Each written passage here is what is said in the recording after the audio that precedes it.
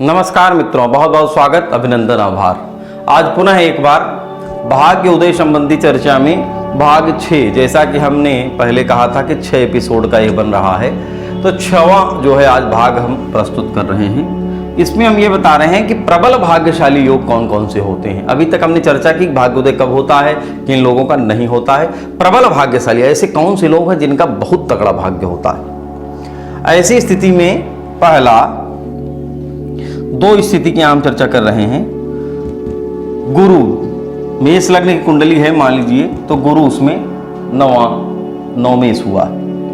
अब नवमेश उच्च का हो और द्वितीय शुक्र ये भी स्वराशि हो और लग्नेश मंगल यहां विराजमान हो, मंगल भी उच्च का हो, तो ये प्रबल भाग्यशाली योग है। ऐसी स्थिति में 3 ग्रह लग्नेश हो, नवमेश और द्वितीयेश, ये अगर किसी की कुंडली में उच्च के हैं तो ये प्रबल भाग्यशाली है। ये सबसे बड़ा भाग्यशाली योग इसको कहा जाता है। ऐसा व्यक्ति जीवन में कुछ भी कर सकता है, कुछ भी प्राप्त कर सकता है, जितना बड़ा बनना चाहे उसमें असीम क्षमताएं समाई हुई हैं। तो यह प्रबल भाग्यशाली योग है। दूसरी स्थिति की चर्चा हम कर रहे हैं। इससे सेकंड स्तर का है कि लग्नेश मंगल मान लो यहां विराजमान हो और द्वितीय शुक्र 12वें ही विराजमान हो और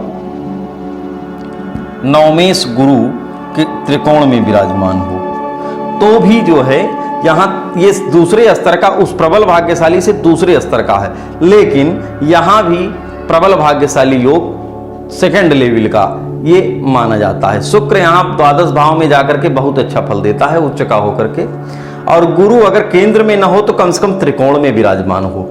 लेकिन लग्नेश का मजबूत होना अत्यंत आवश्यक हो। लग्नेश या तो स्वक्षेत्री हो या उच्च राशिग्रस्त हो या त्रिकोण में भी विराजमान हो सकता है।